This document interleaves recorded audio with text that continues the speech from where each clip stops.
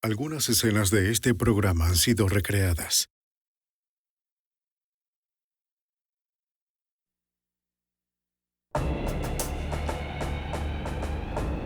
Era un día como cualquier otro para Cheryl y Paul Chapman, hasta que el silencio de un tranquilo domingo por la mañana se rompió con una llamada.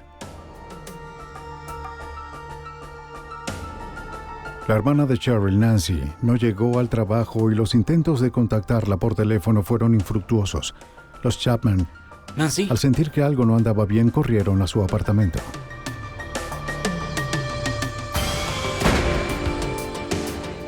La evidencia se acumula, no hay sospechosos evidentes. El Centro Mundial de Comercio es bombardeado. Ted Kaczynski es arrestado.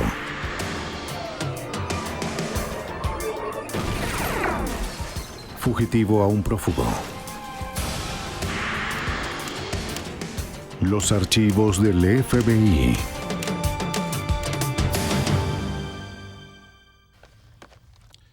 Hay asesinos sigilosos que matan con una precisión casi clínica. Otros reaccionan por impulsos violentos, dejando su ira en la escena del crimen. Sus comportamientos demuestran quiénes son ellos realmente. En 1987, la brutalidad del triple homicidio de Anchorage puso a prueba incluso a los investigadores más experimentados. Soy Jill Canstrom, exdirector del FBI en Nueva York. Cuando encontraron a Nancy Newman y a sus dos hijas muertas en su apartamento, la policía necesitó ayuda y llamaron al FBI. Había pistas por todas partes, pero ninguna era concreta. Los agentes sabían que para este caso, debían descubrir cómo pensaba el asesino.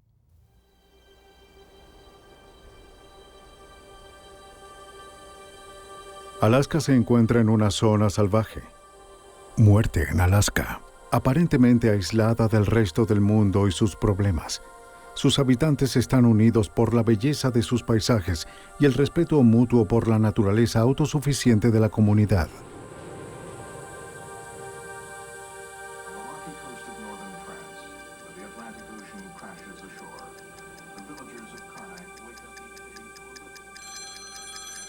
Eran casi las 8 de la mañana del domingo del 15 de marzo de 1987. Sí. Cheryl y Paul Chapman despertaron con una llamada.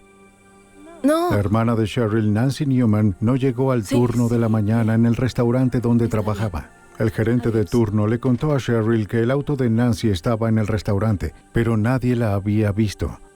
Quizás los Chapman debían ver qué sucedía.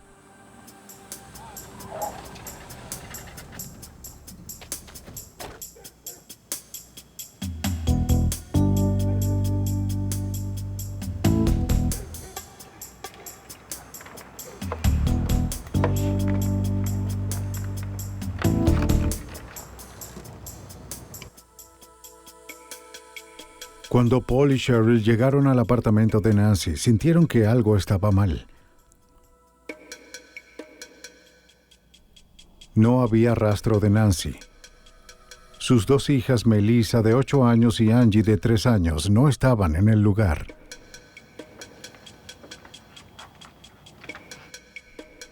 Las tazas de café seguían en el fregadero desde la visita de Cheryl del viernes. Las sobras del desayuno seguían en la mesa.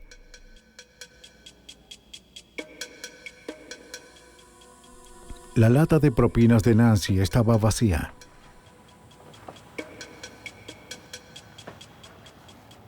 Y una colilla de cigarrillo distinta a la marca que Nancy fumaba estaba en el cenicero.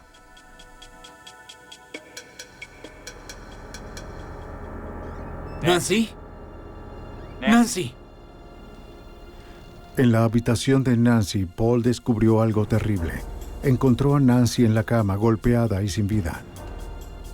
Paul corrió a las otras habitaciones para buscar a las niñas. Para su horror, encontró a Melissa y Angie brutalmente asesinadas.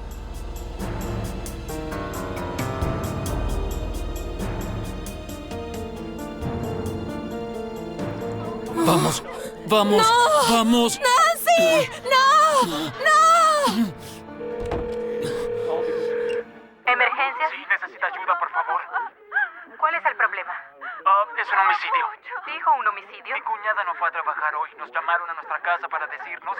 ver qué sucedía.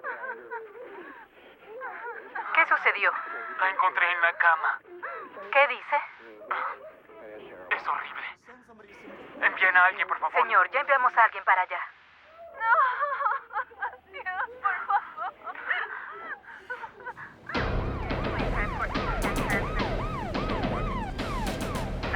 En minutos, los oficiales de la policía de Anchorage llegaron al apartamento de Newman. Sin alterar la escena del crimen, los oficiales aseguraron el área e intentaron calmar a la consternada familia hasta que llegara la unidad de procesamiento de escena del crimen.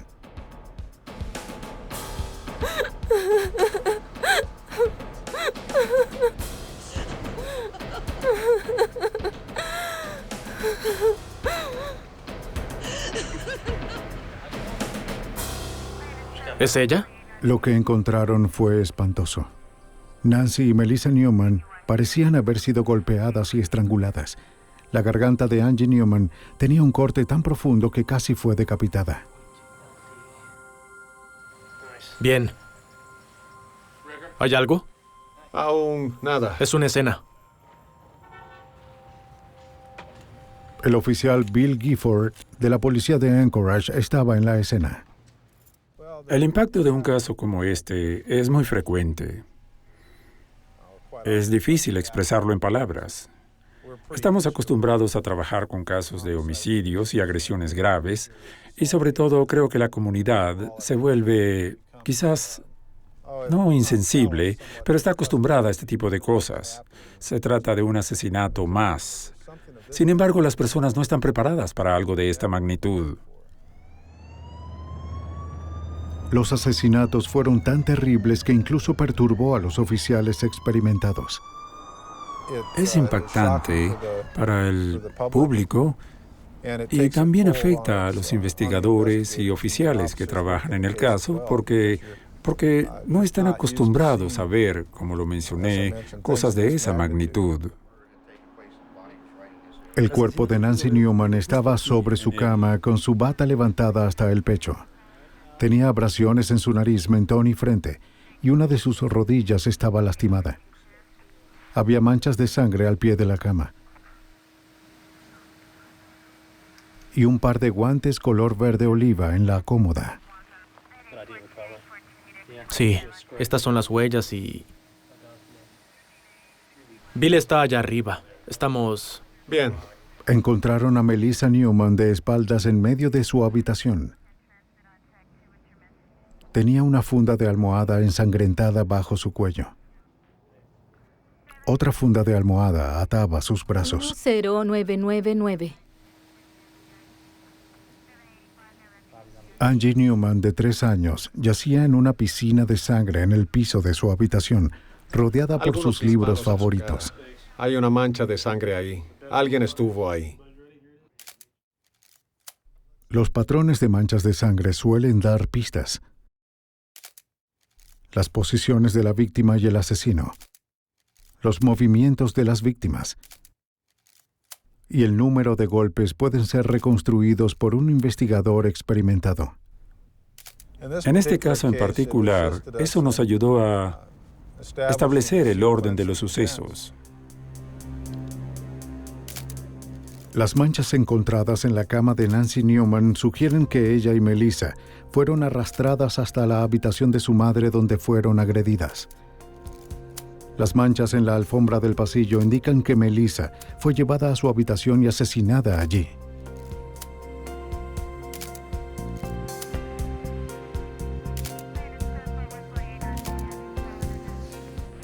Los oficiales trataron cada lugar como una escena del crimen por separado. Primero determinaron el tipo de evidencia física que podían encontrar y el orden en el cual debían ser procesadas. ¿Cómo vamos? Muy bien. Por la terrible naturaleza del crimen y la falta de un sospechoso, Por aquí. los investigadores sabían que cada Aquí, el posible borde del pieza de plato. evidencia sería potencialmente invaluable.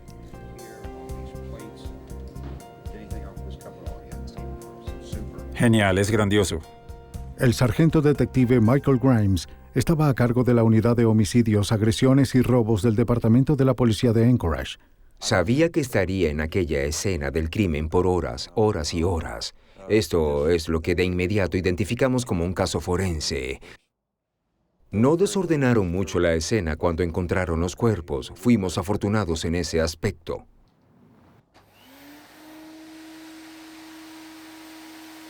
A menudo los investigadores hallan evidencia en áreas comunes de la casa. A veces las fibras y cabellos debajo de las alfombras pueden ayudar a encontrar al sospechoso. Para una cobertura total, los investigadores dividieron cada habitación en cuadrantes y aspiraron cada sección. Para comenzar con la meticulosa tarea, los investigadores primero deben acordonar un área de 1 metro por 1,5 metros en la habitación. El investigador utiliza una aspiradora común con un filtro especial adaptado. A medida que se aspiran los restos del piso, estos viajan por un pequeño tubo hasta un punto de recolección. Allí quedan atrapados en papel de filtro limpio. Una vez que el cuadrante de la habitación ha sido revisado, se retira el filtro y se coloca en un contenedor de evidencias.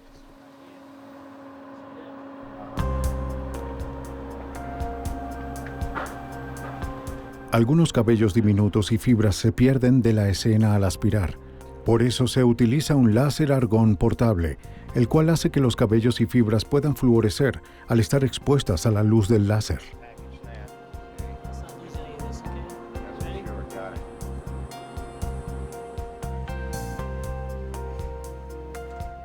Una técnica llamada prueba de luminol también se utilizó para buscar rastros de sangre. Si hay sangre, el aerosol de luminol hará fluorecer la proteína en ella, haciendo que sea visible para los investigadores. Justo aquí. Toma una foto. Muy bien, dame espacio. Analizábamos la escena y buscábamos rastros invisibles o patrones de sangre invisibles y encontramos una muestra luminiscente que pudimos fotografiar. También sabíamos que faltaba un cuchillo de la cocina. Tomamos uno de ellos, del juego de cuchillos, y encontramos que coinciden en longitud y anchura a la muestra de luminol que teníamos. Adelante, revisa el baño. El aspecto de la escena indicaba que el asesino tomó a las víctimas por sorpresa. Primero déjame revisar esto antes de que lo empaques. Veamos qué hay adentro. Al parecer, la rutina matutina de Newman de repente fue interrumpida, quizás indicando que ellas conocían al asesino. Bien, excelente. Buen trabajo. Una gran incógnita fue el incentivo. En la escena, Cheryl le dijo a la policía que Nancy no tenía enemigos. Como camarera era popular entre sus colegas y clientes, amigable sin ser insinuante. ¿Y cuál motivo explicaría la ira impuesta sobre las niñas Melissa de 8 años y Angie de 3 años? ¿Cómo les fue? ¿Se divirtieron? Sí, nos divertimos. Un robo era poco probable. Para los investigadores era obvio que el apartamento no había sido saqueado ni desordenado. Los investigadores tuvieron dificultad para encontrar una pista sólida. Sí, ocurrió de esa forma. Pediremos una... El detective Bill Reader manejó el caso desde el principio. La pista inicial se obtuvo de la misma escena al encontrar que la entrada no fue forzada. Eso nos llevó a buscar a personas que tenían acceso al apartamento y que conocían a las víctimas. De inmediato comenzaron los interrogatorios. Vecinos, familiares y amigos, cualquiera que pudiese tener información. El trabajo era encontrar a alguien que hubiese visto cualquier cosa inusual, a algún extraño en el área, que hubiese oído algo extraño, que hubiese visto a alguien cargando cosas, cualquier cosa que nos ayudara a enfocarnos en algún sospechoso. Los miembros de la familia casi siempre son sospechosos al inicio de la investigación. Paul Chapman no era una excepción, aunque no tenía a nadie que respaldara su coartada, la cual era que estuvo solo todo el sábado. Su reacción al descubrir los cuerpos fue claramente de trauma y de pérdida.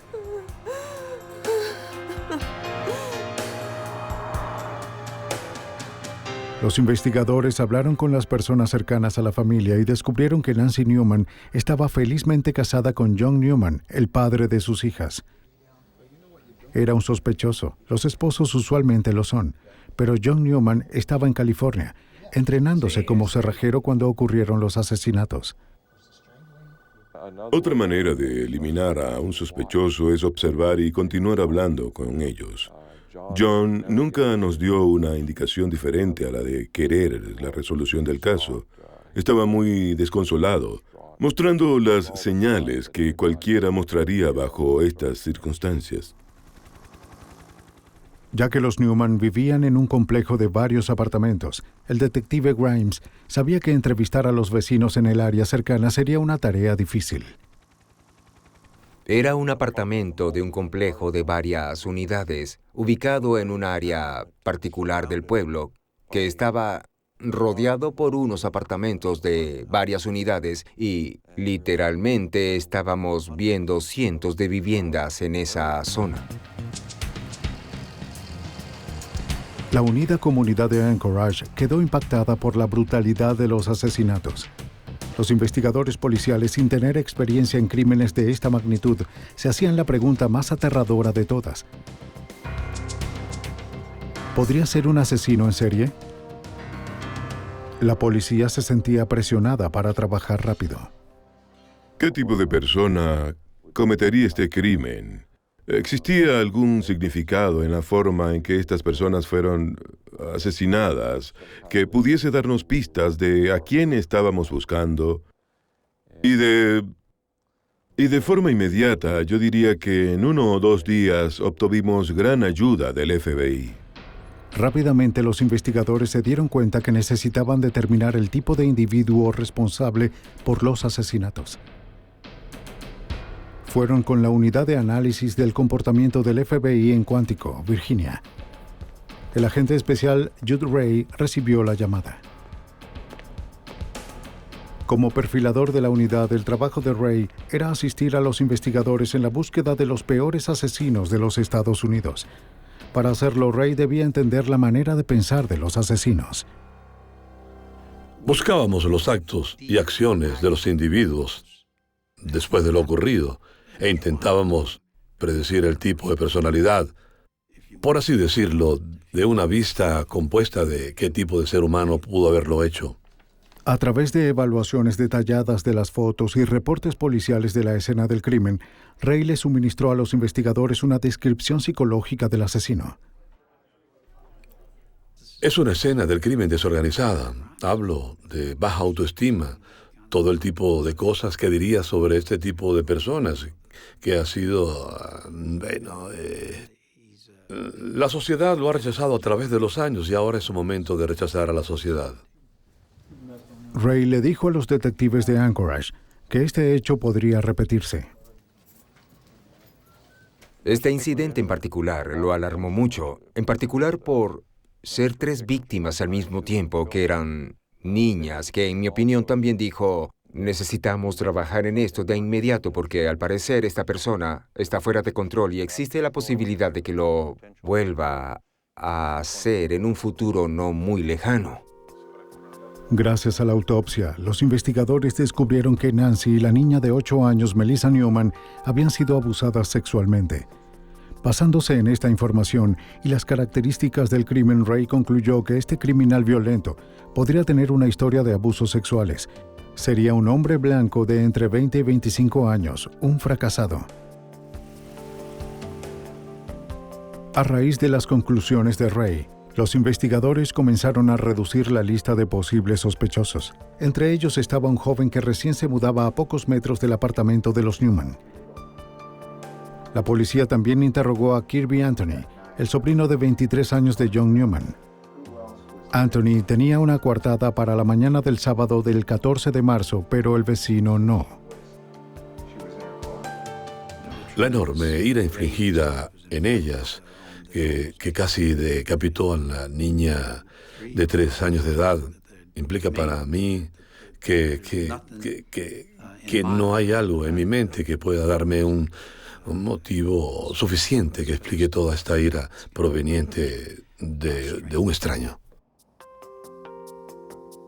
La insistencia de Ray al decir que el asesino conocía a las víctimas hizo que los investigadores desviaran su atención del hombre que vivía cerca. Los vecinos y amigos de los Newman confirmaron que el joven no conocía a Nancy Newman ni a sus hijas.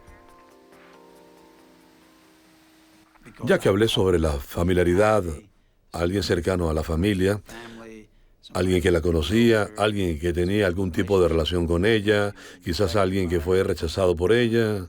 De hecho, dijeron que había un sobrino que les venía a la mente. Mientras los investigadores seguían interrogando a los posibles sospechosos, la cantidad de evidencia recolectada de la escena estaba agotando los límites del Laboratorio de Criminalística Estatal de Alaska.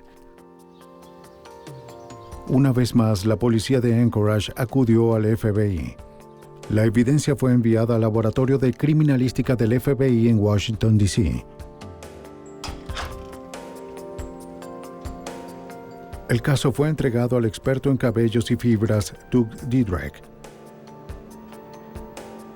Diedrich comenzó clasificando la evidencia buscando algo que vincule a un sospechoso: cabellos, fibras, partículas de vidrio, tierra, pintura, lo que sea que haya podido trasladarse durante el contacto violento del asesino con sus víctimas. En total, creo haber revisado entre 300 y 400 objetos recolectados en la escena del crimen de las víctimas, de la eliminación, muestras de distintas personas como sospechosos, familiares o posibles conocidos. Las fibras son extrañamente difíciles de rastrear, y como nadie sabía qué vestía el asesino durante el homicidio, no había ninguna base para comparar las fibras recolectadas. La diversidad que existe es infinita. Por eso, cuando un individuo, en un caso en el que, por ejemplo, utilice un tipo de ropa en particular, transfiere material fibroso, el mismo será considerado como evidencia única. A pesar de que quizás haya hecho numerosas prendas del mismo tipo al salir al público, este material se dispersa y es como una gota de aceite en el océano.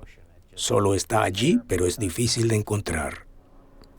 Diferentes fibras, llegando a ser una cantidad de evidencia menor a un dedal, fueron recolectadas en todo el apartamento de Newman.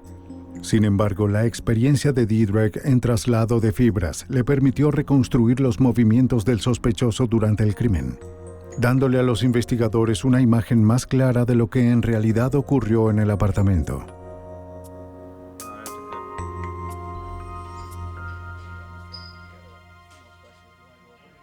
Mientras el análisis de Diedrich progresaba, la policía de Anchorage le pidió a Kirby que los acompañara al departamento de policía para dar una declaración más detallada. Comenzaron a saber más sobre su historia. Anthony y su novia se habían mudado de Twin Falls, Idaho, a Anchorage hacía 18 meses. Ambos vivieron en la casa de los Newman por un tiempo, pero se les pidió irse cuando encontraron trabajo en un barco de pesca.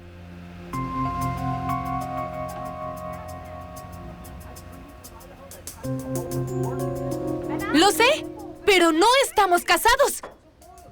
Él y su novia se separaron mientras trabajaban en el barco luego de que Kirby la acusara de tener una aventura con el capitán. No, por favor, no.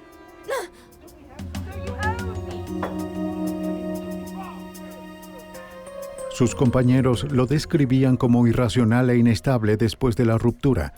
Se enfrentó con el capitán y fue despedido.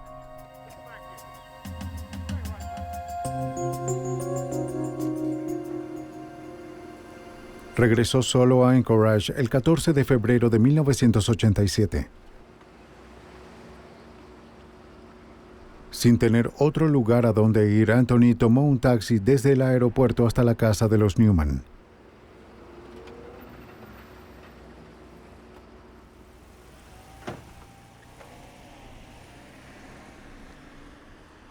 A través de la ayuda continua de Cheryl Chapman, la policía descubrió que John Newman se enfadó al saber que su sobrino había regresado a su casa durante su ausencia. Al mismo tiempo, la situación se volvía cada vez más incómoda para Nancy.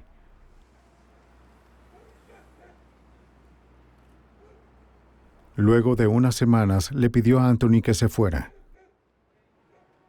Se mudó con un conocido, Dan Grant. Mientras la investigación se centraba en Kirby y Anthony, El sargento Grimes recordó su primer encuentro con él. El día de los asesinatos, el detective Grimes se tomó la tarea de notificarle a Anthony sobre las muertes.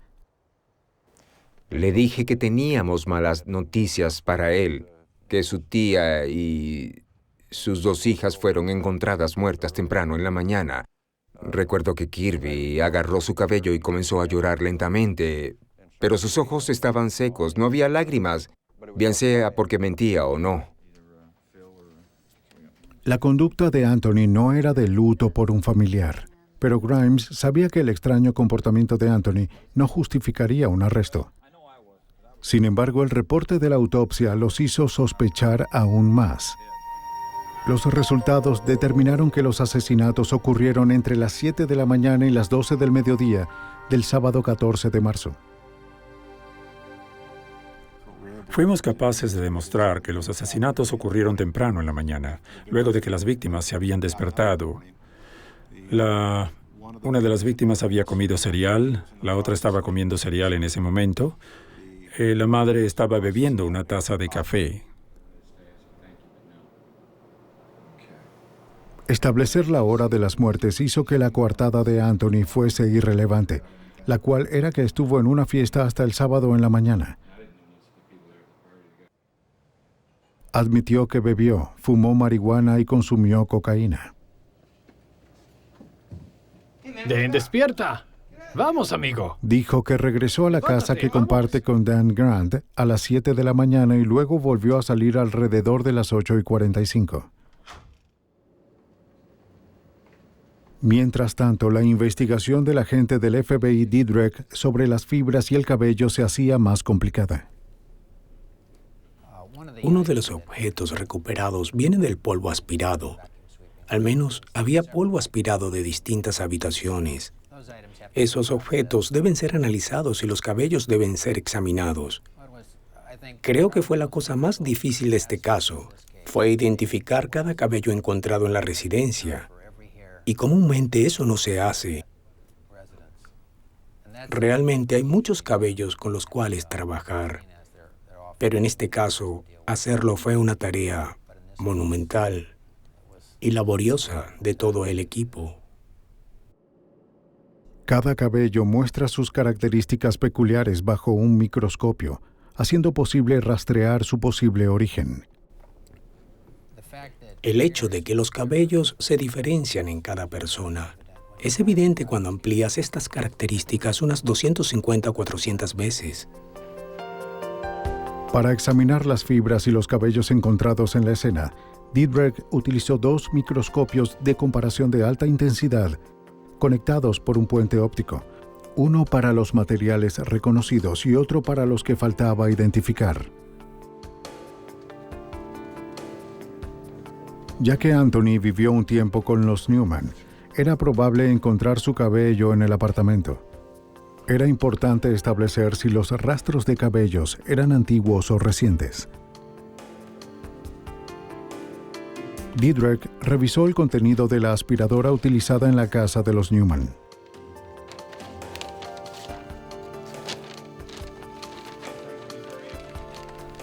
Debido a las grandes cantidades de cabello y elementos encontrados en la bolsa, tuve que examinar la bolsa desde diferentes puntos de vista, es decir, qué material se depositó o aspiró recientemente. Ya que Kirby Anthony negó haber visitado el apartamento de los Newman recientemente, era fundamental que Didrek determinara la condición de los cabellos. La condición de la superficie de los cabellos, la condición de las puntas, de las raíces, a menudo indican qué tan largo puede ser el cabello en un ambiente en particular. Trabajando con las capas de la bolsa de la aspiradora de los Newman, Didrek encontró algunos de los tipos de cabello que no parecían pertenecer a ninguno de los Newman.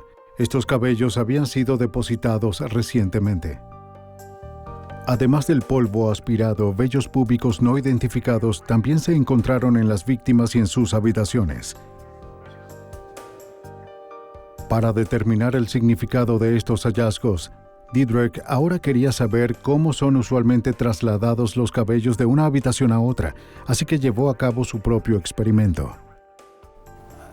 Era una pregunta sobre qué tan probable era encontrar cabellos de alguien, digamos vellos púbicos, en distintas áreas de una casa. Así que diseñé un pequeño experimento llevando a mi casa una aspiradora, la de la escena del crimen, y aspiré en 4 habitaciones por un periodo de 2 semanas, al mismo tiempo todos los días, solo para ver qué tipo de cabellos podría encontrar. Me enfoqué principalmente en vellos púbicos. Didrik conservó el material de cada limpieza. Luego comparó los cabellos de esas limpiezas con sus propios cabellos. Didrik pudo concluir que los vellos se trasladaron de habitación en su mayoría, pegándose en las medias o a la ropa. Los cabellos depositados al inicio de su experimento estaban más profundos en los escombros de la aspiradora y por eso más dañados. Los depositados recientemente no lo estaban. Fue un hallazgo significativo para Didrik, debido a que Cheryl le dijo a la policía que Nancy aspiró su casa el viernes. Los cabellos no identificados que se encontraron fueron depositados justo al momento de los asesinatos.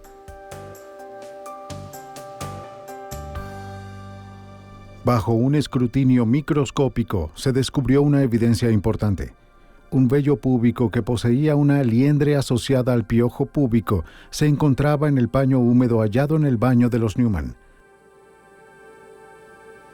Didrik les reveló sus hallazgos a los investigadores y esperó por una muestra del sospechoso para poder hacer una comparación. Había al menos 6 individuos que eran considerados como principales sospechosos. Los investigadores recibieron listas del Departamento Estatal de Correcciones de Personas con historia de delitos sexuales o violencia liberadas recientemente. Algunas de ellas vivían cerca del área de los Newman. Para descartar a estos individuos como sospechosos, cada uno fue ampliamente interrogado y se verificaron todas sus coartadas. La policía continuó interrogando a Anthony. Él no admitió nada, pero con cada interrogatorio los detalles sobre el lugar donde estaba y lo que hizo esa mañana cambiaban ligeramente. Todavía estoy muy... Eso era un tipo de indicador de lo que tendríamos que lidiar con Kirby desde el comienzo. Fueron esas pequeñas mentiras que no eran necesarias, pero que igual quería decirlas. Intentaba... Sin conocer el análisis de Didrik, los investigadores le pidieron a Anthony entregar muestras de cabello y de sangre.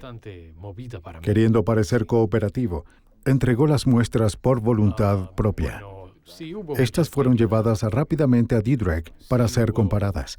Al día siguiente, Didrik le notificó a los investigadores que Anthony tenía piojos púbicos. Por supuesto, sí. Claro. Eso probablemente fue el descubrimiento más significativo. En ese punto podríamos comenzar a enfocarnos en Kirby como el sospechoso.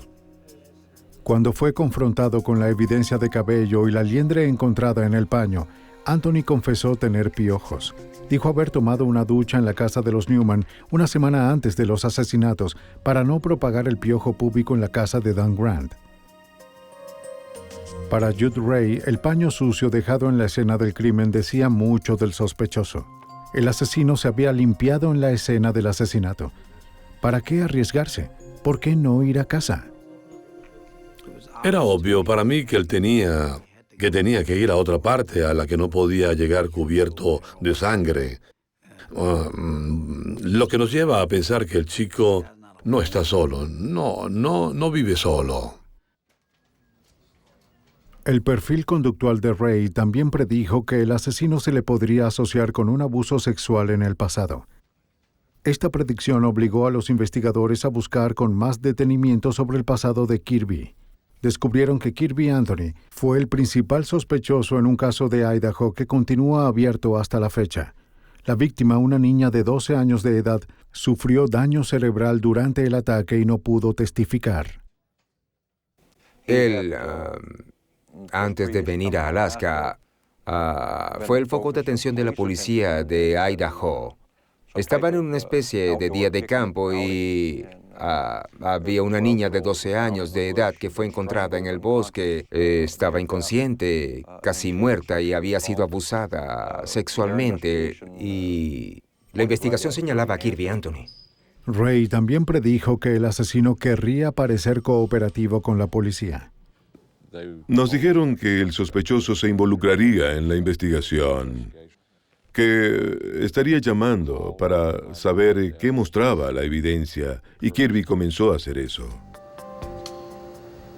Lo que los investigadores no le decían a Anthony era que las otras comparaciones de cabello de Diedrich también apuntaban a él. El vello púbico encontrado en el paño era solo una de las muchas asociaciones exitosas que Diedrich había podido lograr entre los cabellos encontrados en la escena y aquellos entregados por Anthony. Y en este caso, una gran cantidad de vellos púbicos como los de Kirby y Anthony fueron encontrados en las habitaciones. Las de ambas víctimas, las dos niñas, y también algunos similares a los de él en la cama de la madre. Un cabello de la cabeza de Anthony fue encontrado en las sábanas de la cama de Nancy. Los vellos faciales que coincidían con la barba de Anthony fueron encontrados en todas las víctimas y en sus habitaciones. El polvo proveniente de la habitación de Melissa contenía 9 vellos púbicos de Anthony. De la habitación de Angie se recogieron 2 vellos púbicos, uno con sangre y otro con liendres. Los investigadores sintieron que era el momento de vigilar con atención los movimientos de Anthony. Bajo vigilancia, los investigadores conocieron los lugares que Anthony frecuentaba y lo siguieron discretamente por la ciudad. Esperaban que les revelara algo a sus amigos, que luego pudiese implicarlo en los asesinatos. De hacerlo, los investigadores lo descubrirían pronto. El esfuerzo valió la pena. Uno de los conocidos de Anthony le dijo a los investigadores que estaba escribiendo poemas en servilletas y los repartía por las mesas. Bien, sí. Claro. Le contó a una de las mujeres que Nancy Newman fue forzada a ver parte de la agresión. Lo supe porque ella era mi tía. Los investigadores también descubrieron que luego de los asesinatos, Anthony llamó a su anterior suegra en Idaho y le contó acerca del crimen. Dijo que Angie Newman fue apuñalada y que Nancy y Melissa fueron abusadas sexualmente. Claro. En ambas ocasiones, la llamada a Idaho y la escena en el bar, Anthony aún no podía saber sobre la información que proporcionó. Fue bastante difícil. La policía no había emitido esa información a la prensa, y los investigadores no se lo mencionaron a Anthony durante los interrogatorios. Lo sé, no lo harías, ¿cierto? ¿Lo hiciste? Debido a que no se le vigilaba las 24 horas del día, a menudo conducían por su casa para ver si su vehículo seguía aparcado enfrente. Si estaba en casa, los investigadores pedían hacerle algunas preguntas. Las pruebas circunstanciales en contra de Anthony estaban aumentando. Durante una visita a su residencia, los investigadores encontraron una cámara fotográfica que pertenecía a John Newman y fue reportada como perdida luego de los asesinatos. Les dijo a los detectives que los Newman se la habían prestado, pero cuando le pidieron demostrar cómo funcionaba, parecía no tener idea de cómo usarla.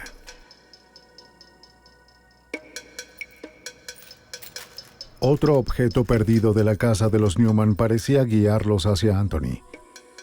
El dinero extraviado proveniente de la lata de galletas que solo contenía monedas. 3 amigos de Anthony le contaron a la policía que lo habían visto envolviendo monedas o pagando con fajos de monedas. Luego estaban las huellas. La huella palmar de Anthony fue encontrada en la pared sobre la cama donde Melissa Newman fue abusada. Las huellas halladas en la lata de galletas sobre la mesa de la cocina coincidían con las de Anthony.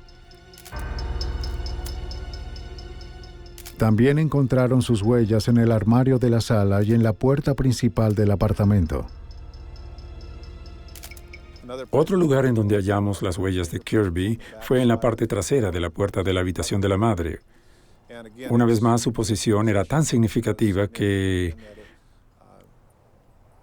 nos llevó a creer que quizás alguien intentaba escapar de la habitación. Y él ya tenía otras evidencias en su mano. Cerró la puerta con fuerza, dejando no solo sus huellas, sino también otras evidencias que fueron encontradas en la escena. La evidencia era abrumadora. En el largo mes de investigación, cada sospechoso fue descartado excepto por Kirby Anthony. Muchas gracias. Cuando llegó a casa, ¿había alguien ahí? Para los investigadores, era el momento de emitir una orden de captura. Llegó hace 2 meses con su... Judd Ray les advirtió a los investigadores que el asesino intentaría escapar si se sentía demasiado presionado. La creciente intensidad de los interrogatorios policiales puso a Anthony nervioso. ¿Había alguien más ahí? No lo sé. ¿Qué tal, amigo? Judd Ray tenía razón. Anthony le contó a su compañero Dan Grant que se iría del pueblo. Nada, Está no bien. sé nada. Le pidió no decirle a la policía. Sí, buena suerte, amigo.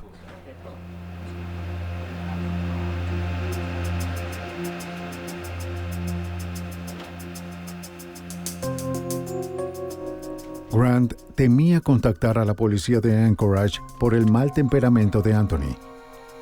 No obstante, finalmente llamó 7 horas más tarde. Bien. Anthony se dirigía a la frontera con Canadá, un viaje de 8 horas en auto. Ya tenía 7 horas conduciendo.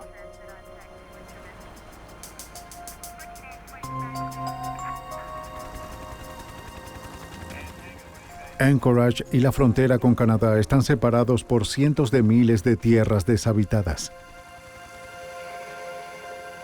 Anthony podía estar escondido en cualquier parte. La policía contactó rápidamente a la oficina de aduanas de la frontera entre Alaska y Canadá. Describieron a Anthony y a su vehículo y le dijeron al oficial de aduana que Anthony era sospechoso por triple homicidio. Esperaban que estuviese en camino.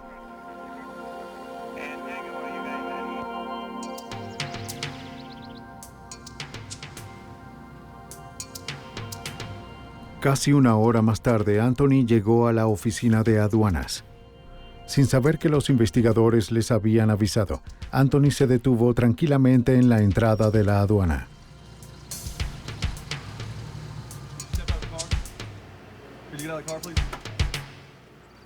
¿Qué ocurre? Fue detenido e interrogado hasta que la Policía Estatal de Alaska llegó. Fue arrestado por conducir con una licencia suspendida y fue regresado a Anchorage. Gracias a todos por la bienvenida. Mientras era entregado a la policía de Anchorage, le leyeron sus derechos y fue acusado. Triple asesinato de primer grado, 2 abusos sexuales y un secuestro No consumado. todo es como parece. Bajo las leyes de Alaska se puede acusar a alguien de secuestro si la víctima fue atada durante la agresión. Melissa Newman había sido atada durante el ataque. Comenzó a gritar, sobresaltado. ¿De qué secuestro hablan? Lo cual nos pareció extraño porque había sido acusado de triple homicidio y de 2 abusos sexuales, pero él gritaba por ser acusado de secuestro.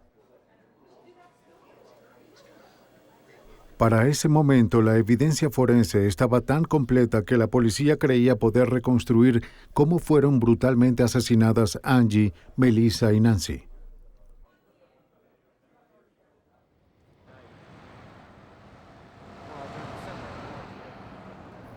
La última vez que Cheryl Chapman vio a su hermana con vida fue el viernes 13 de marzo. Cheryl, Paul y Nancy habían llegado por separado al restaurante donde Nancy trabajaba para tomarse algo. La hija de Cheryl, Kelly, había llevado a nadar a las hijas de Nancy para que ellos tuvieran la noche libre. Debo irme. Estoy Paul Chapman debía irse temprano del restaurante para buscar a su hijo, pero planeaba verlas más tarde en el apartamento de Nancy. Buen chico. ¿Sabes lo que dijo? Cuando se iban, Cheryl le sugirió a Nancy que dejara su auto en el restaurante y se fuera con ella. Nancy tenía el sábado libre y Paul la llevaría a buscar su auto mañana.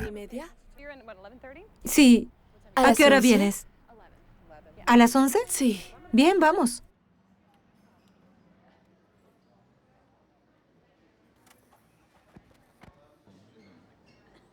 Cheryl, Paul y Nancy Terminaron en el apartamento de Newman para esperar a Kelly y a las niñas. Se sentaron, reían y hablaban hasta las 9:45 cuando las chicas llegaron.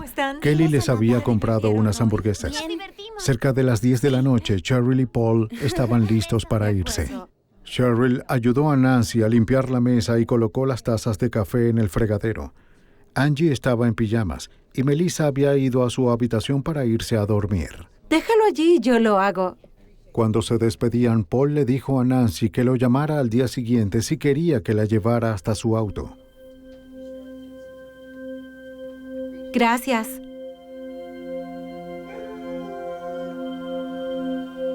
Entre las 7 de la mañana y el mediodía del sábado 14 de marzo, Kirby Anthony llegó al apartamento de los Newman. Él es la única persona que sabe qué pasó después. Quizás Nancy se rehusó a prestarle dinero, quizás rechazó una insinuación sexual, quizás le pidió que saliera de su apartamento.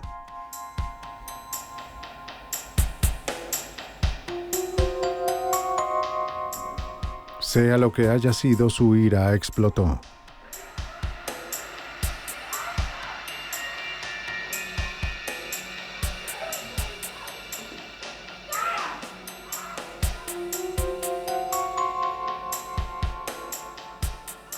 Las evidencias indicaron que parte de la agresión a Melissa ocurrió en la habitación de su madre. Ambas tuvieron que haber sido atadas y sus cuerpos mostraban señales de que así fue. ¡Ayuda! Podemos demostrar a través de hallazgos serológicos que Melissa, la niña de 8 años, fue agredida en la habitación de su madre, que estaba diagonal a la cama y estaba sangrando en ese momento. Y luego fue sometida de alguna manera y mantenida en una posición en ese lugar por un periodo de tiempo.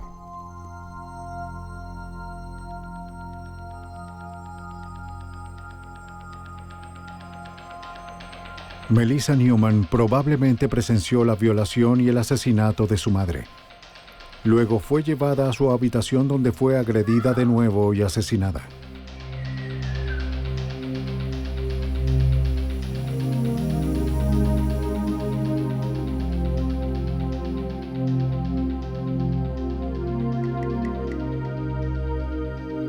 El cuchillo utilizado para asesinar a Angie nunca fue recuperado.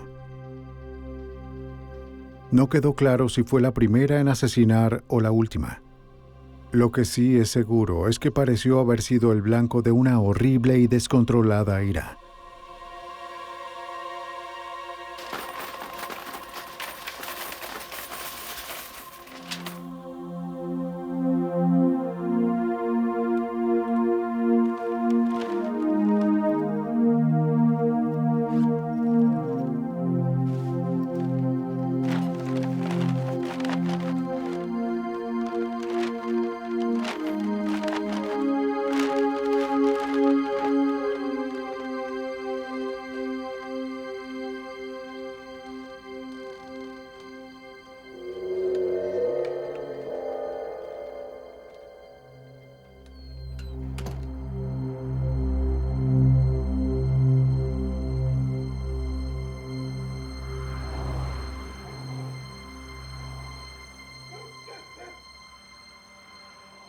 Nancy Newman no llamó al día siguiente a Paul Chapman para que la llevara hasta su auto, ni respondió a su teléfono las muchas veces que su hermana intentó contactarla. En su lugar, los cuerpos de ella y sus hijas fueron encontrados sin vida casi un día después.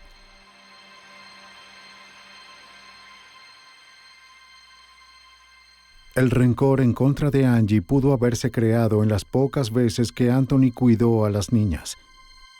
Según dicen, la llamaba maleducada. Pero para los cercanos a las víctimas y los investigadores que trabajaron en el caso, nada explica el salvajismo de Kirby Anthony. Creo que no puede separar cualquier cosa que pudo haber causado que un hombre tuviera un ataque homicida como el de Anthony. Y la mayoría de las veces creo que Kirby Anthony no sabría decir por qué él haría algo como eso. Un John Newman, muy afligido, estuvo sentado en completo silencio durante el juicio de su sobrino. Luego de 8 semanas de declaraciones, el jurado llegó a un veredicto el 3 de junio de 1988. Anthony, sin barba, se veía muy confiado mientras esperaba por la decisión.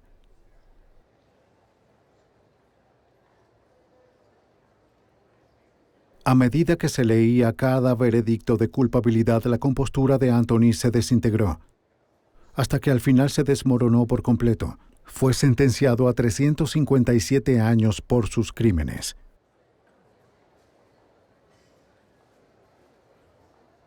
La condena de Kirby Anthony casi representaba un manual de trabajo policial cooperativo.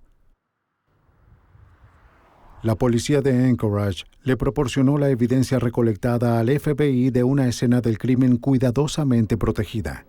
Doug Didrek analizó con cuidado los cabellos y fibras y anticipó las excusas de Kirby Anthony, llevando a cabo su propio experimento en casa para refutarlas. La ayuda de Judd Ray permitió que la policía estuviese a un paso más adelante de los pensamientos y acciones de Anthony, y por primera vez, la declaración de un perfilador del FBI fue aceptada en la corte. Fue un buen caso para tantear el terreno y probar si esto sería o no sería aceptado en nuestro sistema judicial. Y por eso, las consecuencias fueron trascendentales. Eso nos abrió una puerta.